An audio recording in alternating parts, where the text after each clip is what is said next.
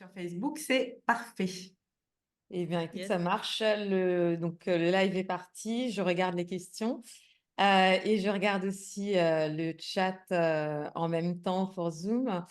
Là, on en est déjà à notre quatrième intervenante, quatrième session avec Laurence. Tout d'abord, Laurence, merci de te joindre à nous aujourd'hui. Avec grand plaisir. Ça me fait très plaisir d'avoir été invitée puis d'intervenir aujourd'hui. Donc, merci à vous aussi. L'intitulé de ta masterclass, c'est Tous entrepreneurs, explorer, révéler, réussissez. Un grand programme. Et pour te présenter rapidement, Laurence est formatrice professionnelle certifiée Calliope. Elle est spécialiste de la création d'entreprises. Laurence accompagne les salariés dans leur reconversion professionnelle vers l'entrepreneuriat dans le domaine du bien-être. Elle les aide à réussir leur transition de vie en créant une activité professionnelle sur mesure et alignée afin d'attirer plus de clients et assurer le développement commercial de leur entreprise grâce à une stratégie efficace, un positionnement réussi et une visibilité qui se veut authentique. Donc, Laurence, je vais te donner la parole. Je te laisse nous en dire un peu plus sur toi, ton activité et justement partager ce que tu aimerais partager avec les entrepreneurs que nous avons aujourd'hui. Merci à toi de me donner la parole. Moi, j'ai vraiment fait ce parcours aussi de transition de vie du salariat à l'entrepreneuriat il y a quelques années maintenant, 2017. Et j'aurais bien aimé trouver ce que je donne aujourd'hui en fait aux gens quand moi je me suis lancée. Parce que il me manquait beaucoup de pièces du puzzle. Mhm. Et pourtant, moi, j'ai fait une carrière donc, de 15 ans dans le marketing, la communication, la stratégie de communication. Mais malgré tout ça, il me manquait quand même pas mal de pièces du puzzle pour arriver à la case réussir. Et je mets un petit bémol et une petite astérix sur le mot réussir parce que chacun a sa vision de la réussite aussi. Donc, moi, ma version de la réussite, c'était d'avoir ma liberté financière, géographique et de mon temps. Donc, aujourd'hui, c'est ce que je vis. Mais ça n'a pas été un chemin linéaire. Ça ne s'est pas fait du jour au lendemain. Du coup, ça m'a pris à peu près 3 ans. Et du coup, c'est ce que j'aime à dire à mes clients, mes stagiaires. Je vous fais gagner 3 ans de ce parcours, en fait, où on arrive à la case où on a la clarté, la confiance en soi et, euh, et aussi le plan d'action, en fait. Parce que pour moi, la réussite... euh, dans la version qu'on veut, en tout cas celle de vous pouvoir vivre de son activité d'entrepreneur, surtout dans le domaine du bien-être, c'est que, quand même de gagner sa vie confortablement, même si on ne veut pas devenir un millionnaire ou un PDG du CAC 40. Mais il faut quand même vivre de son activité pour justement pouvoir la rendre pérenne et viable, quoi.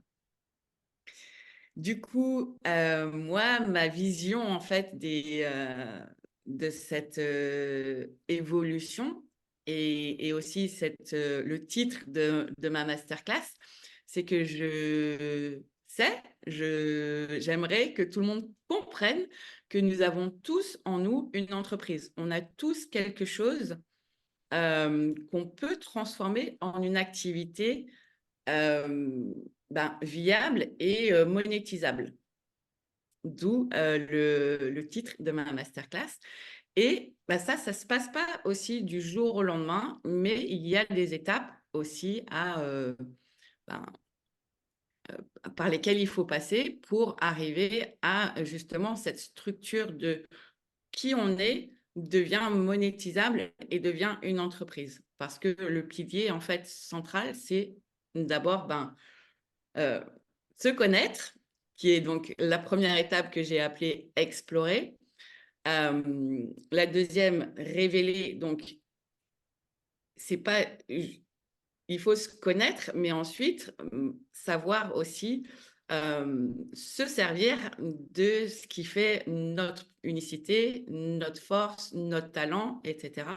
Et ensuite, réussissez, qui est là, on vient sur le comment, la stratégie, les réseaux sociaux, les outils, en fait, de la réussite. Mais pour moi, il y a deux grosses étapes avant que souvent on a tendance à oublier quand on se lance.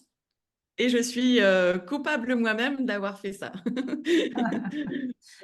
Ben, merci déjà pour ce partage parce que c'est vrai que c'est le sujet de ce sommet et de nouveau, on entend encore un vrai partage d'un cheminement personnel qui justement, où il y a soit ce côté un peu qui on est, le pourquoi qu'on a un peu laissé de côté, ou quelquefois c'est le comment qu'on a laissé de côté. Et là, de ce qu'on entend, c'est que tu proposes justement de revenir aux deux. Parce que selon toi, et selon nous aussi, clairement, c'est quelque chose qui va permettre de bâtir, de construire un projet au début qui va devenir une entreprise ensuite et qui va rester et durer dans le temps. J'ai juste envie de focuser sur un partage que tu nous as fait. C'est que avant, tu n'étais pas du tout dans ce domaine-là, tu t'es reconverti. Qu'est-ce qui a fait que alors déjà, est-ce que directement tu es parti sur cette reconversion professionnelle autour de l'accompagnement dans le bien-être ou est-ce que tu as transité, tu as fait d'autres choses et comment tu es arrivé à ce parcours aujourd'hui? Ouais. Ben, moi, alors, j'ai eu la chance d'avoir quand même une carrière de salarié. Je ne suis pas partie parce que j'ai fait un burn-out, parce que je détestais ce que je faisais, etc. J'ai eu la chance d'avoir une carrière professionnelle riche. Voilà, j'ai travaillé à l'international, dans différents pays, différents groupes, différents types d'industries. C'est aussi ça qui fait la richesse de ma vision de la stratégie aujourd'hui. Mais je commençais à m'ennuyer. En fait, les 2, 3 dernières années de salariat, euh, je compensais l'ennui par des nouveaux challenges en changeant d'entreprise. Donc, à un moment donné, bon, tu as changé 3 fois d'entreprise en 6 ans. Qu'est-ce qui se passe, quoi? Donc, même si, voilà, je savais que j'étais arrivée au bout de ce que je pouvais apprendre dans ma discipline et que les seuls changements que je pourrais, enfin, les seules impulsions de renouveau, c'était ben, de changer d'entreprise, de changer de produit. Et ça s'apprend très vite finalement. C'est pas ça qui fait l'intérêt du marketing et de la communication. Et puis, en fait, moi, j'ai eu un. Donc, j'étais déjà en questionnement, Voilà, j'avais aussi, durant ces 15 années, eu 2 opportunités de créer des entreprises en partenariat avec des gens, mais comme je n'avais pas fait ce travail sur moi, etc., bah, c'était des gens avec qui ben, ce n'était pas aligné, en fait. Et du coup, les 2 projets étaient un peu morts dans l'œuf, en fait, n'ont jamais vraiment décollé parce que on n'avait pas les mêmes visions, on n'avait pas les mêmes objectifs, on n'avait pas les mêmes envies, etc. Donc, il y a toujours eu en fait cette petite graine quelque part, mais que j'ai jamais nourrie en fait. J'ai jamais vraiment, jusqu'à ce moment-là, je n'avais jamais vraiment pris le temps de développer. Et puis en fait, j'ai perdu ma maman en fait brutalement. Voilà, il n'y a pas eu de longue maladie, etc. Ça a été soudain et du coup là, ça a été un vrai choc émotionnel, bien sûr, mais aussi une vraie remise en question du sens de ma vie, en fait. Et je me rappellerai toujours du moment exact, parce que moi, il y a eu un moment vraiment très, très précis. Donc, à l'époque, je vivais et travaillais au Qatar, donc au Moyen-Orient. Et donc, j'étais rentrée en France donc pour les funérailles de ma mère. Et donc, je me rappellerai toujours, hein, c'était un mardi, l'enterrement. Le mercredi, je me retrouve dans un avion pour rentrer, reprendre le boulot. Le jeudi matin, je me retrouve dans une énième réunion stérile, dans un grand board avec tous les directeurs des différentes divisions. Et puis, c'est du blablabla, blablabla, blablabla. Et je me vois ressortir de cette réunion, rentrer dans mon bureau, m'asseoir sur ma chaise et me dire, mais qu'est-ce que tu fous là? C'est ça ta vie? Et là, ça a été une grosse claque, ça a été un gros, non, ça peut pas être ça, ça peut pas être que ça ta vie, quoi. Et j'ai démissionné à peu près, à peu près sur le champ. Donc, du coup, voilà, comme j'avais un poste à responsabilité, j'avais 4 mois de préavis à faire. Mais du coup, pendant ces 4 mois, je me suis dit, bah, qu'est-ce que je fais? Donc, je suis rentrée en France. Et puis, ben, je me suis dit, bah, c'est maintenant ou jamais que tu lances ton entreprise, quoi. Et du coup, non, ma première version de mon entreprise ne ressemble pas du tout à ce que je faisais, ce que je fais aujourd'hui. La première version de mon entreprise, en fait, je faisais ce que j'avais fait pendant toute ma carrière de salarié. Donc, je faisais du consulting en stratégie marketing pour des entreprises. Et sauf que, bon, oui, donc comme j'avais quand même un réseau, j'ai eu un petit contrat par-ci, un petit contrat par-là. Donc, c'était pas complètement vide, mais quasiment, quoi. En tout cas, c'était pas du tout au niveau de mes espérances. Et, euh, et puis, je me suis retrouvée à me reposer des questions au bout d'un an où la nouveauté, de vraiment changer d'idée, parce que je revenais aussi de 12 années d'expatriation. Donc, j'ai un peu tout ça, en fait, qui s'est mélangé. Un retour en France, d'expatriation longue, lancement d'une entreprise, changement de vie dans une ville que je ne connaissais pas du tout parce que je voulais être à côté de mes 2 frères qui habitent à Nantes. Donc, j'ai fait une transition climatique aussi qui ne m'a pas vraiment réussi. Euh, donc, tout ça mélangé, en fait, la première année, finalement, est passée dans un espèce de tourbillon où j'ai pas vraiment pris conscience que mon activité, mon entreprise n'était pas viable et surtout, elle n'était pas pérenne et surtout, elle m'éclatait pas, en fait. Hmm. Euh, je vibrais pas dans qu'est-ce que j'ai à apporter au monde en fait. Et du coup, c'est là que vraiment le questionnement s'est fait et que mon cheminement en fait a commencé aussi. Donc, la première étape, ça a été vraiment un gros questionnement sur qui je suis en fait. Donc, ce que je transmets aujourd'hui, en fait, la première étape, c'est la connaissance de soi. Parce qu'il y a tellement de gens, en fait, qui traversent la vie en se connaissant pas vraiment. Quand on leur dit décris-toi, ils ont 2, 3 adjectifs hyper génériques et puis ils savent pas se donner leurs défauts. Même si j'aime pas ce mot, mais parce que pour moi, un défaut, en fait, c'est l'expression d'une blessure, mais pas un défaut en soi. Et alors que dans l'entrepreneuriat, surtout, en fait, moi, je parle vraiment dans le cadre aussi de l'entrepreneuriat solo, ou en tout cas qu'on commence seul en étant le visage de son entreprise et dans le domaine du bien-être. Parce que bon, ce que je dis et ce que je transmets ne s'applique pas à des dropshippers, des start-upers, etc. Euh, donc juste pour remettre dans le cadre. Et vraiment, pour moi, c'est ça, le cœur, en fait, de ce qui va faire qu'on est aligné, qu'on est dans le kiff de son entreprise, qu'on est dans la génération de la motivation naturellement, en fait. Et pour moi, c'est le premier pilier, en fait. Le Hmm. pilier humain et le pilier stratégique sont, pour moi, on en parlait tout à l'heure, ils vont de pair, en fait. S'il y en a qu'un des deux, ça marche pas. Ouais, complètement. Merci beaucoup de ce partage et je rebondis juste par rapport à ce que tu viens de partager sur cette notion de qui on est et on commence par l'humain. Ça répond à une question il y a une ou deux masterclass, il y avait Olivier qui avait posé cette question. On commence par quoi? Quel est le premier step? Et on avait déjà répondu que le premier step était d'abord le pourquoi tu le fais. Et pour savoir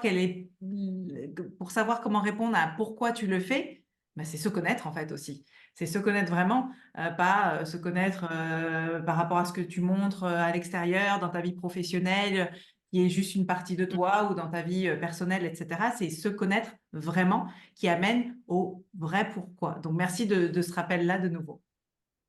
Et, Ouais. J'irais même plus loin, tu vois, pour moi, le pourquoi, en fait, c'est la deuxième partie, c'est le révéler.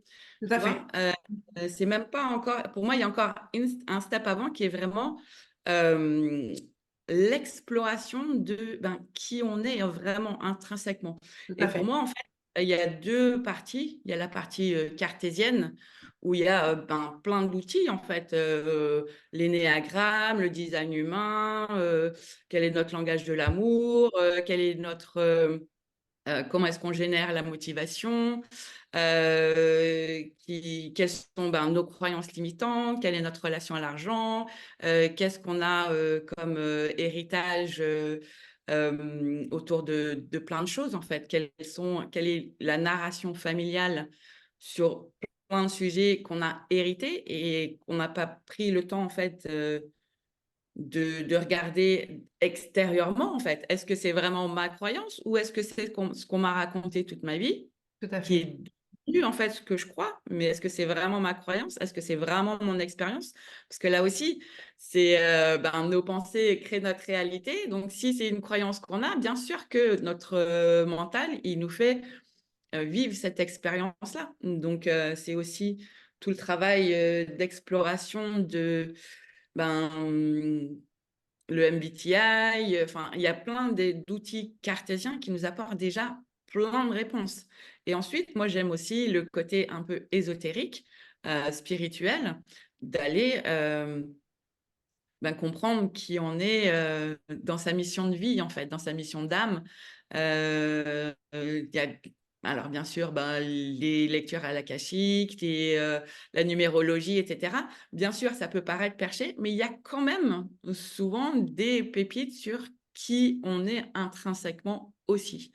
Et on n'est pas obligé de faire les deux, hein, mais une combinaison d'outils et cartésiens et ésotériques, ça amène quand même une très bonne vision de qui on est, en fait. Et surtout, de se poser les questions. Est-ce que je suis vraiment cette personne? Ben oui, en fait. Moi, un outil qui m'a vraiment euh, explosé le cerveau, quand je l'ai découvert, c'est l'énéagramme, en fait. L'énéagramme apporte énormément de réponses, enfin, énormément de pistes sur notre vision du monde qui génère nos réactions, en fait. Et pour moi, c'est un outil très puissant aussi pour se comprendre. Et j'aime bien, Corinne, tu disais, en fait, souvent on présente au monde une facette. Ben oui, en fait, on ne présente qu'un tout petit bout qu'on aime bien de nous, en fait. Mais c'est pas ça la connaissance de soi. La connaissance de soi, c'est aller regarder justement, et les premières, pour moi, la première étape, c'est d'aller regarder ses blessures d'enfance, en fait. Parce que nos blessures créent énormément de nos comportements, de nos croyances, de nos réactions, souvent de nos défauts. Ce qu'on n'aime pas chez nous, en fait, c'est tout simplement notre petit enfant intérieur qui est en colère, qui est agressé, qui est triste, qui est humilié et qui se sent rejeté, qui se sent pas aimé, etc. Et du coup, en tant qu'adulte, on a, oui, je suis impulsive et je crie. Et alors, non, en fait, c'est pas normal d'être comme ça. En tout cas, si tu aimes ce côté-là de toi, il n'y a pas de problème. Mais en général, on n'aime pas ce côté-là de nous non plus. Alors que il suffit de comprendre que ce comportement n'est qu'en fait une conséquence de quelque chose qu'on ne voit pas à la source de qui on est, en fait. Ouais, merci beaucoup de ce rappel et de ce partage. Parce que en effet, il y a tout un travail. C'est pour ça, alors là, on en avait parlé un petit peu déjà, mais ce chemin de l'entrepreneuriat, et je le répète souvent, et je sais que vous partagez ce même regard sur l'entrepreneuriat, c'est un vrai chemin d'expansion personnelle, parce que pour aussi développer une entreprise pérenne et viable, avec la stratégie, avec cet état d'esprit, le mindset, etc. Et le pourquoi nous invite à aller creuser dans qui on est, et creuser dans qui on est va faire souvent remonter des blessures, des traumas, même si trauma ne veut pas dire un truc horrible, etc. hein. C'est juste des schémas traumatiques qui se répètent et qui font qu'on est la personne qu'on est aujourd'hui. Et il y a toute cette exploration qui est importante quand on veut vraiment tenir sur la durée. Ça me fait penser à un partage aussi l'année dernière durant le sommet de Max Dorville qui répétait et martelait ce besoin de faire un travail en profondeur sur soi et sur ses blessures pour pouvoir avancer. Et c'est vrai que le chemin de l'entrepreneuriat, c'est aussi ce côté très challengeant. Je vais revenir un peu au partage qu'on voulait faire autour de justement une entreprise pérenne et viable. Donc, est-ce que toi, dans ton entourage, tu avais déjà une connaissance de ce milieu entrepreneurial? Ça, c'était la première question que je voulais te poser. Et puis, j'en vois une deuxième aussi. C'est par rapport justement parce que je connais, je crois, un peu la réponse déjà de cette question-là. Et par rapport à ça, comment toi, tu as petit à petit appris et réussi à être aujourd'hui dans cette pérennité de ton entreprise? Alors, première question, non, pas du tout. Moi, j'ai même 2 parents qui, non seulement n'étaient pas salariés, mais ils étaient fonctionnaires, les 2. Donc, le truc de la sécurité de l'emploi et de la sécurité financière, je te dis même pas comme c'est fort chez à la maison, quoi. Donc, et j'avais vraiment personne, dans mon entourage, à l'époque, bon, à part mon patron, hein, mais bon, c'était pas forcément quelqu'un qui était posé dans la réflexion sur soi. Donc, non, j'avais vraiment personne aussi dans mon entourage. Et comment est-ce que j'ai créé cette... bah, je me suis fait accompagner. La première étape, en fait, de m'entourer de gens qui étaient sur le même chemin que moi, ça a été de me faire accompagner. Et aussi, bah, ça a été à ce moment, au bout d'un an de prise de conscience que, bon, j'étais pas sur le bon chemin. Ok, tu as pris la décision, tu t'es lancé, c'est bien ma grande, mais là, on n'arrive pas à en vivre. Donc, bah, c'est là où je me suis fait accompagner. Donc, moi aussi en coaching business, où là, j'ai vraiment travaillé le côté qui je suis, parce que j'ai oublié de dire, et c'est quand tu m'as posé la question, c'est là qu'on trouve aussi, dans la connaissance de soi, le sujet de notre entreprise, en fait. Non, c'est sûr. Notre entreprise, elle vient de notre expérience de vie, en fait. D'une transformation qu'on a déjà fait, qu'on est en train de faire, qu'on va faire, qu'on est... et c'est ça qu'on transmet. Donc, j'ai oublié ta deuxième question, c'était quoi? Je me C'était rappelle plus. justement comment tu as réussi à petit, alors que tu sortais d'un milieu qui n'était pas du tout entrepreneurial, Oui. aussi à construire, et tu as déjà donné des brides de réponse, à construire ta pérennité au niveau entrepreneurial. C'est qu'à un moment donné, j'entends que bah, tu étais bloqué, tu gagnais pas, tu gagnais pas les finances et l'argent nécessaire pour continuer.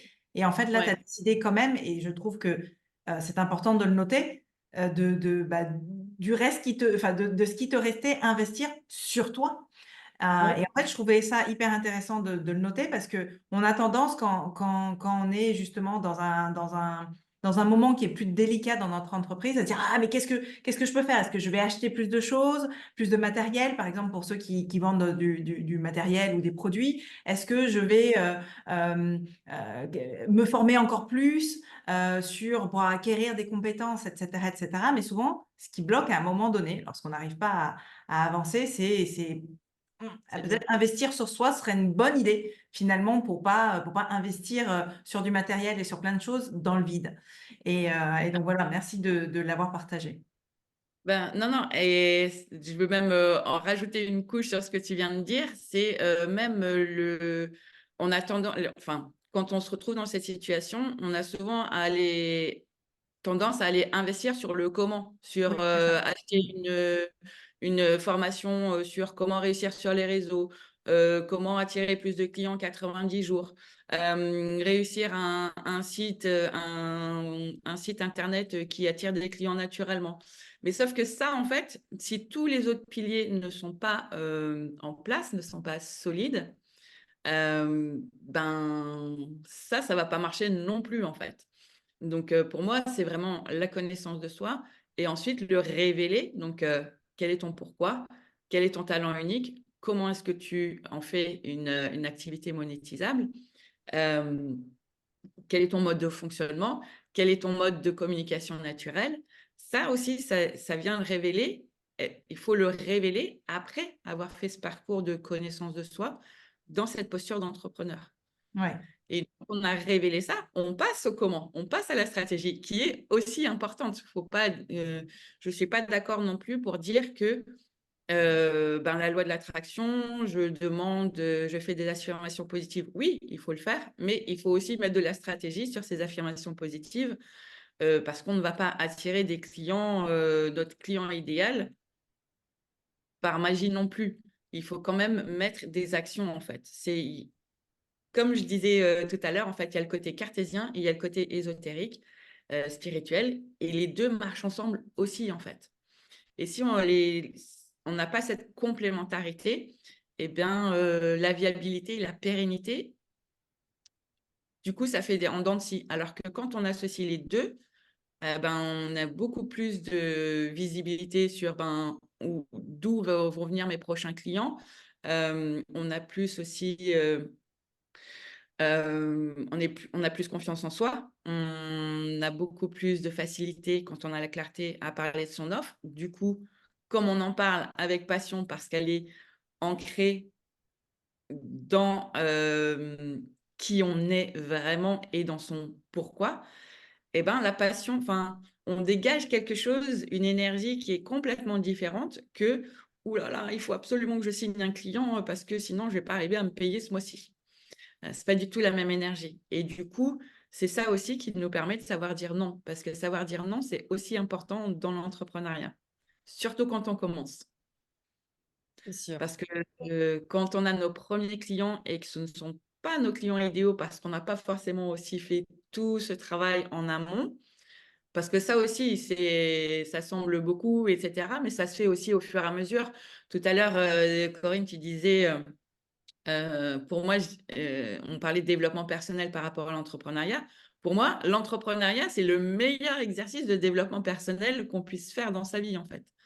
Il n'y en a pas d'autre parce que ça va toucher vraiment tous les domaines de vie, en fait. Même si ce n'est pas forcément le sujet de notre entrepreneuriat, mais comment est-ce qu'on crée l'équilibre entre notre vie personnelle et notre vie professionnelle, ça va impacter notre vie familiale, notre vie amoureuse, etc. Donc, l'entrepreneuriat, c'est vraiment le meilleur exercice de développement personnel qu'on puisse faire. Ça, c'est sûr et certain. Mais c'est très intéressant parce qu'en plus, toutes les deux, vous parliez du chemin entrepreneurial et c'est vrai que c'est quelque chose qui revient. Moi, je l'utilise plutôt que pour moi, c'est un grand chemin d'humilité, l'entrepreneuriat. On apprend un peu tout le temps, ce qui rejoint Ouais. la notion de développement personnel. Donc, ça résonne énormément avec, en effet, des choses qu'on a abordé et en effet le chemin entrepreneurial en lui-même. Ouais. Moi, je voulais rebondir sur il y a plusieurs choses que tu as mentionnées et qui sont, à mon sens, intéressantes, surtout pour notamment parce que les personnes que tu accompagnes, les entrepreneurs que tu accompagnes sont dans le milieu du bien-être. Tu mentionnais, moi j'aime beaucoup le fait de procéder par étapes déjà à la base. Ça me Ouais. parle bien, c'est très, je trouve que c'est clair et c'est assez efficace justement pour les personnes en termes pour l'appliquer. Et là, sur le sujet du sommet, on a en effet commencé à mentionner la partie pérenne de l'entreprise. Mais ce que je trouvais intéressant, c'est que ton chemin à toi, tu as fait quelque chose qu'on voit énormément chez les personnes qui transitionnent. C'est de reprendre, tu pars dans ton activité sur la base de ce que tu sais déjà. Mm. Et tu le développes, tu as déjà 2-3 contacts, tu as ton réseau mais les personnes te connaissent dans ta société dans laquelle tu travailles, même si tu as cette expertise-là. Et c'est cette activité, du coup, que tu remets Mm. dans ta case à toi. Et tu expliques cette transition en expliquant que ça a commencé, tu as commencé à avoir quelques personnes qui sont venues, mais ça n'a pas rendu ton projet viable ni pérenne. Donc, justement, tu parlais du fait que tu n'avais pas, ça ne générait pas assez de revenus, c'était pas nécessairement en phase avec tes attentes, ce qui, du coup, t'a amené à donc développer autre chose qui, comme tu le disais, entre le moment où tu as commencé et le moment où tu en es aujourd'hui, il y a eu un petit virage qui s'est pris. Donc, tu nous as expliqué que c'était grâce à de l'accompagnement notamment. Mais moi, ce qui m'intéresse là dans ce chemin, c'est de savoir à partir de quel moment tu as commencé à, à voir ou à sentir que là, tu étais sur la bonne voie et que justement, c'était non seulement bon pour toi, mais que c'était bon aussi pour ton business pour justement le rendre pérenne. Comment tu reconnais un business qui devient pérenne? Alors, pour moi, hein, mon expérience personnelle, ça a été que pendant cette partie aussi là où je me suis fait accompagner, j'ai aussi fait appel à des thérapeutes, énergéticiens. Voilà, j'ai expérimenté énormément de pratiques dans le domaine du bien-être. Et en fait, c'était tout le temps du bouche à oreille. Il me dit, mais on les trouvait pas, on les trouvait pas facilement. Quand ils avaient un site internet, c'était vraiment pas pour quelqu'un qui vient du marketing comme moi et qui aime les choses, voilà, qui parle tout de suite, etc. Bon, il fallait lire un menu de restaurant chinois avant de savoir ce que la personne faisait vraiment.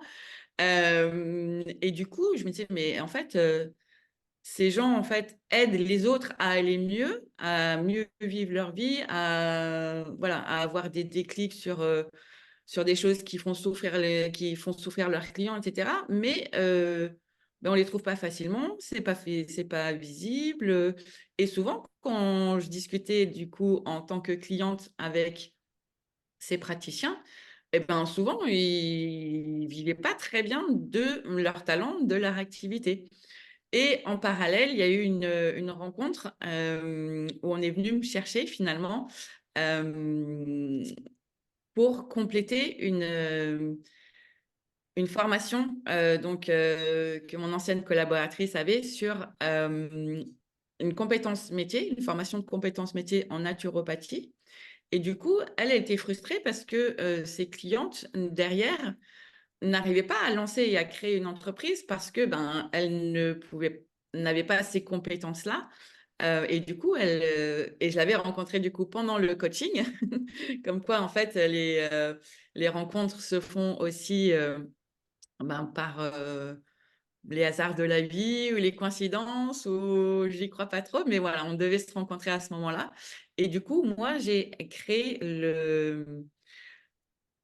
le début de ma formation d'aujourd'hui, qui s'est beaucoup développée depuis, mais l'embryon en fait de cette formation où j'adaptais, vous êtes naturopathe, maintenant vous avez la compétence métier de naturopathe, comment est-ce que vous installez?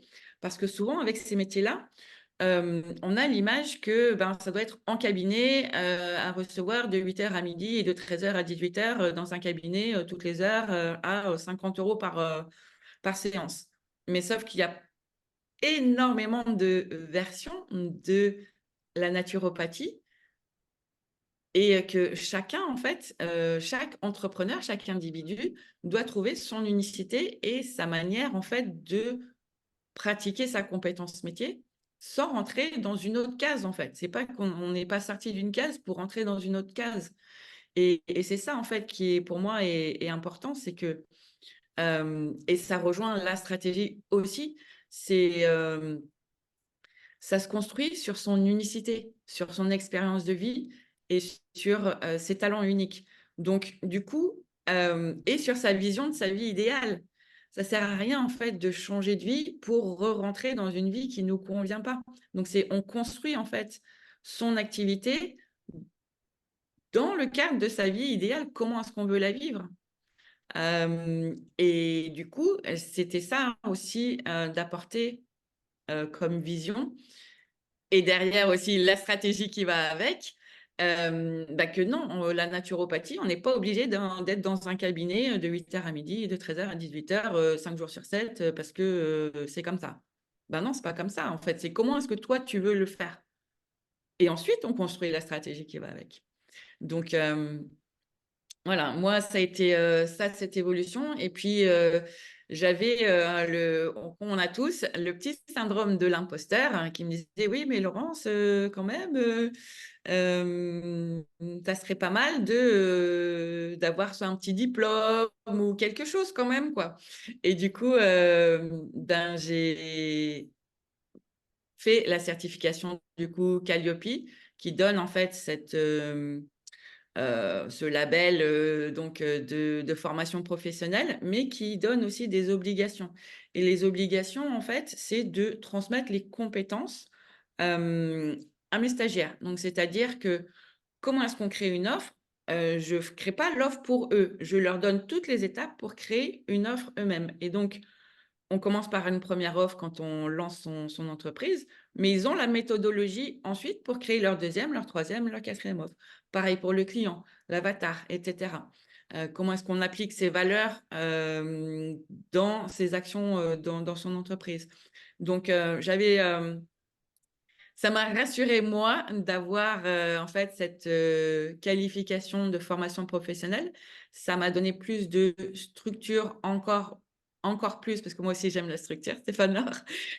Ça m'a donné encore plus de structure dans mon mode de transmission, plus que dans le contenu lui-même, la valeur du contenu. C'était plutôt d'avoir plus de cadre sur l'accompagnement service client, en fait, où là, j'avais peut-être pas forcément tous les outils en place de suivi de satisfaction, etc.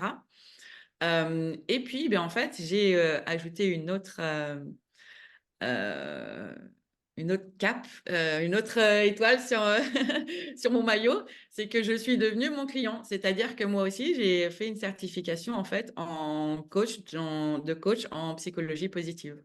Donc, du coup, et c'est une autre activité que je vais lancer courant 2024. Voilà. On en avant-première, Voilà, j'ai fait un excellent. 360. Super. C'est ça. Bah oui, comment boucler la boucle. Exact. Écoute, c'est vraiment super intéressant parce que je trouve qu'on a, grâce à toi, un joli témoignage sur beaucoup de points qui, je pense, vont résonner avec beaucoup d'entrepreneurs, de primo-entrepreneurs, de personnes qui commencent ou qui veulent se lancer. Je pense qu'en termes de doute et de ce à quoi on fait face, euh, tu l'as vraiment partagé de façon très simple et très claire. Et ce qui est intéressant, c'est que ça rentre aussi complètement avec ton activité et justement ce process d'accompagnement. Donc, tu les nommes et tu les identifies comme étant justement des points à travailler. Donc, ce que j'ai noté, en tout cas, c'est que la première étape, c'est d'explorer. La deuxième, c'est de révéler pour se servir de ce qu'on fait. Et la troisième, de réussir, donc savoir comment mettre en place les outils qui nous amènent justement à finaliser ce projet entrepreneurial. Évidemment, je pense que s'il y a vraiment une tagline sur cette présentation, c'est que l'entrepreneuriat, c'est le plus gros outil de développement personnel, que les choses soient claires, en tout cas, c'est dit. Et ensuite, là, ce que je trouve assez intéressant, c'est aussi le fait que te sois spécialisé justement sur ces métiers du bien-être. Et comme dernière question, en fait, j'aurais vraiment envie de te demander, est-ce qu'il y aurait un outil que tu souhaiterais, peut-être qu'on a des personnes qui sont justement dans le bien-être. Est-ce qu'il y a un outil que tu aurais souhaité partager avec eux ou quelque chose que tu aurais aimé qu'on partage avec toi quand tu t'es lancé, si ça couvre les deux ou sinon spécifiquement sur le bien-être, qui est ce que tu fais, les personnes que tu accompagnes? Alors, pour moi, deux choses. Lire le livre de Lise Bourbeau sur les 5 blessures de Ah, les 5 l'âme. blessures, hein, ouais. Hein, première étape, à mon avis, si on ne comprend pas ça, on passe à côté de beaucoup de choses. Et deuxième outil, c'est vraiment l'énéagramme. Connaître son énéagramme, et je dirais même le troisième, son human design aussi, c'est justement une connaissance approfondie de nos mécanismes. Tout à fait.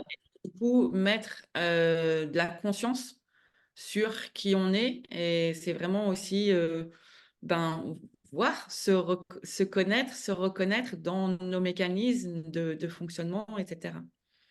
Euh, donc voilà, ce seraient Merci. mes trois outils pour commencer. Oui, mais très, très pertinent. Enfin, oui, on a déjà le commentaire super livre, Les 5 blessures. Non, c'est vraiment des vrais conseils et ce sont des vrais outils. Ouais. Human Design et Enneagram aussi, c'est plus que clair. Je vais inviter les participants à partager les questions s'ils en ont. Pour l'instant, je n'en vois pas, Il y a j'en vois pas juste sur plus. Facebook, là j'ai récupéré Facebook là, et Oui. je vois Sébastien qui partage le fait que on est qui on est et aussi via ses valeurs de manière vibratoire. Et c'est tout à fait juste.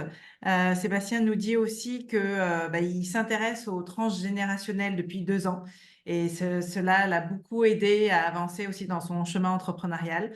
Euh, et enfin, se faire accompagner par une personne qui porte la même vision et qui nous ressemble et qui nous parle pas par un généraliste, un expert d'un expert. Et ça, c'est tout à fait juste. C'est vraiment trouver la bonne personne, celle qui parle notre langage, celle qui résonne avec qui on est ou qui on sent qu'on est pour avancer, clairement. Et Sébastien disait qu'il a un livre sur l'énéagramme aussi. Et merci de ce riche partage. Eh bien, avec grand plaisir. Et oui, je voulais rebondir sur ce que tu viens de dire. Tout à fait. C'est très important de bien sentir la personne, qu'on se sente aligné avec la personne par qui on se fait accompagner.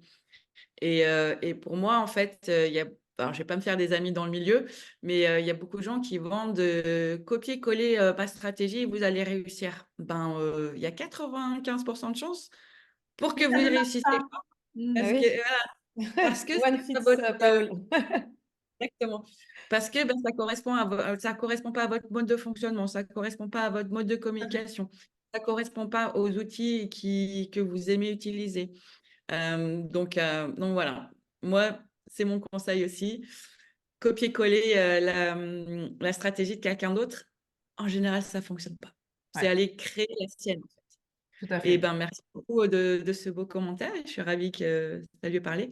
Et je voulais rebondir sur ce qu'il dit, le transgénérationnel aussi, ça fait partie, parce que j'ai appelé les outils ésotériques quand j'ai commencé à parler. C'est vrai que des fois, on a des héritages qui ne sont même pas enfin, voilà, de gens qu'on n'a même jamais rencontrés dans sa vie. Donc, ça arrive aussi. Et qui font partie de notre vie quand même. Ils font C'est partie de ça, notre vie quand même. exactement. En Et tout cas, merci.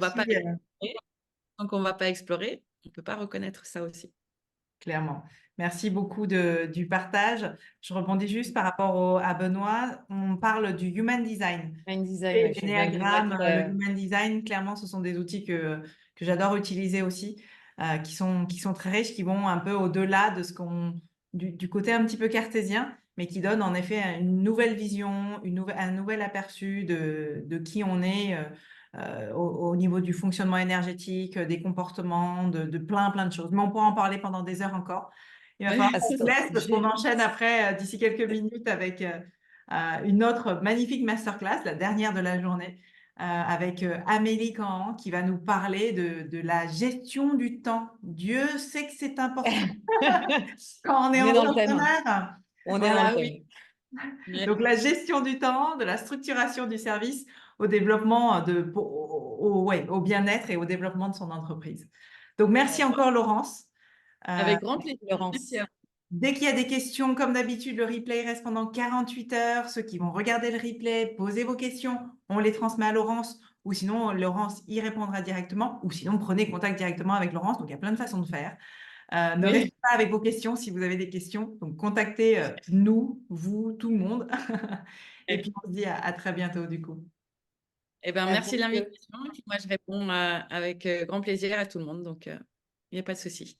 Super. Merci beaucoup. Merci beaucoup. À tout de suite pour ceux qui nous rejoignent. Et puis à bientôt. Merci encore. Au revoir, Laurence. Au revoir. Merci.